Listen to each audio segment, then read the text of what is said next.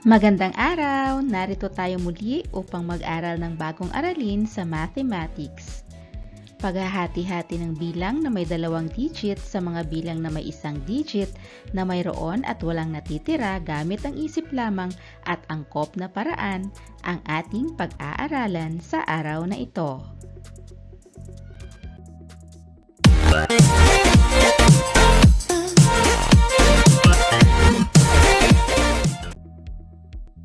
Layunin ng araling ito na matututuhan ang iba pang pamamaraan ng pagkuha ng sagot o quotient ng paghahati-hati ng mga bilang na may 2 digit sa mga bilang na may 1 digit gamit ang isip lamang na wala o may natira. Sa mga naunang aralin ay natutuhan mo na ang iba't ibang pamamaraan ng pagkuha ng sagot o product gamit ang isip.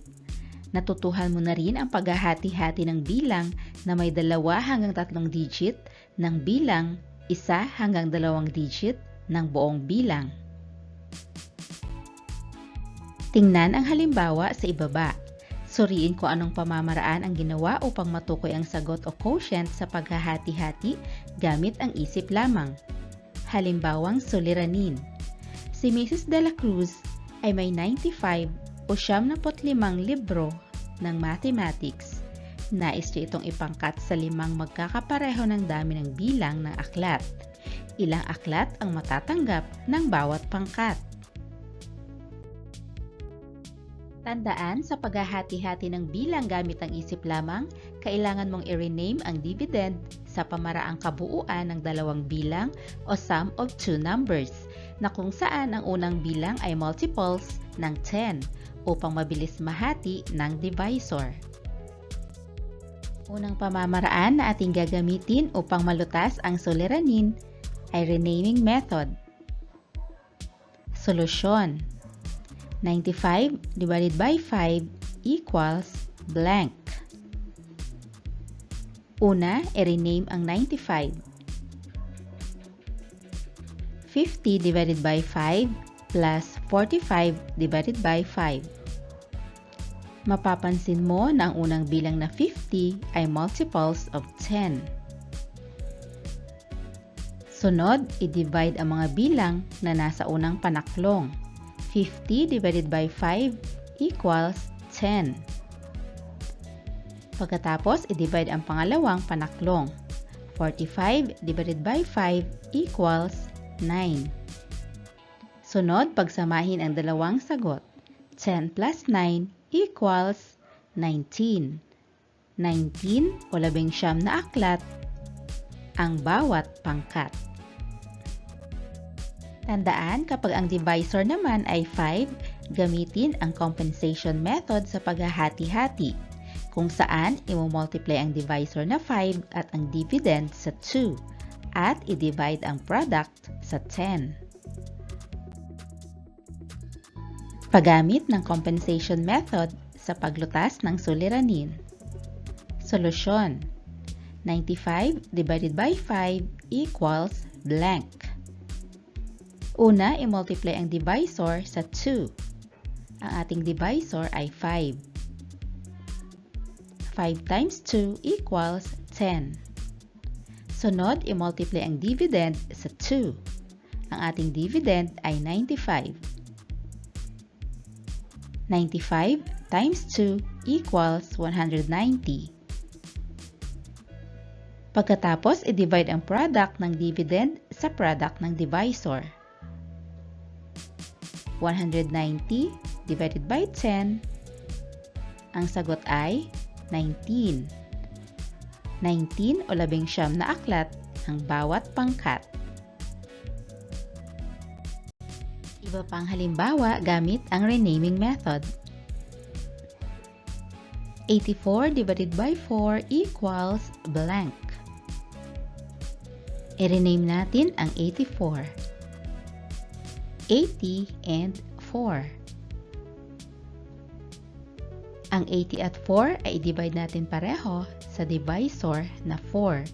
80 divided by 4 plus 4 divided by 4. Una nating i-divide ang mga bilang na nasa unang panaklong. 80 divided by 4 equals 20. Sunod, i-divide naman natin ang mga bilang na nasa ikalawang panaklong. 4 divided by 4 equals 1.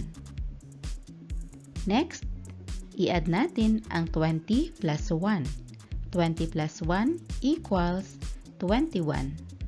Ibig sabihin, ang 84 divided by 4 is equal to 21. Ito naman ang halimbawa para sa compensation method. 65 divided by 5 equals blank. Una, i-multiply ang divisor na 5 sa 2. 5 times 2 equals 10. Sunod, i-multiply ang dividend na 65 sa 2. 65 times 2 equals 130. Next, i-divide ang 130 sa 10. 130 divided by 10 equals 13. Ibig sabihin, ang 65 divided by 5 equals 13. Para sa ating unang gawain, tukuyin ang sagot o quotient gamit ang isip lamang. Gawin ito sa iyong sagutang papel. Division sentence. Number 1, 52 divided by 4. Number 2, 96 divided by 8. Number 3, 72 divided by 3. Number 4, 85 divided by 5. And number 5, 63 divided by 7. Pagkatapos, tukuyin ang paraang ginamit o method used.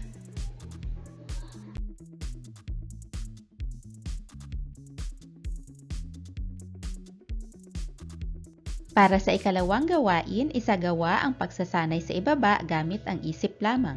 Bumuo ng division sentence gamit ang one-digit na divisor sa dividend na nakasaad sa bawat bilang.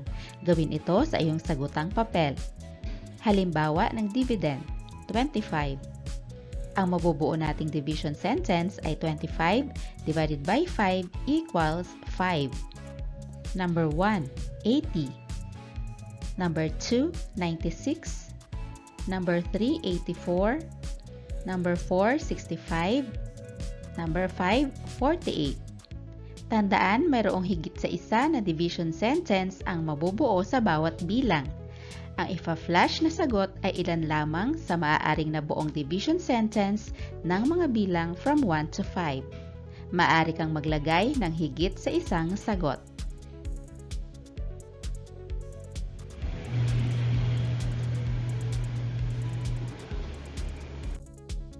Tandaan natin, sa paghahati-hati ng bilang na may 2 digit sa mga bilang na may 1 digit na mayroon at walang natitira, maaaring gamitin ang isip lamang, renaming method, at compensation method.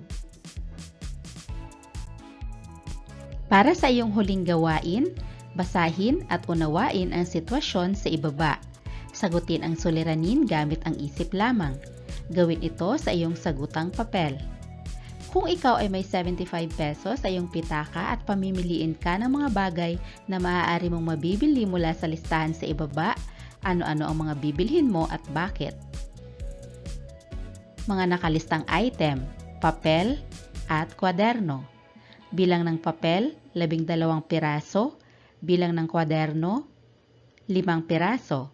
Presyo ng papel, 6 pesos bawat piraso. Presyo ng kwaderno, 17 pesos bawat piraso. Una, alamin at paghambingin muna natin ang kabuuang presyo ng papel at kwaderno. Ang kabuuang presyo ng 12 pirasong papel na tig 6 pesos bawat piraso ay 72 pesos.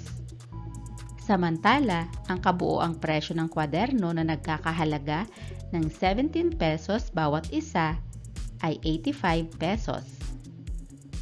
Kaya ang maaari nating bilhin na item ay papel.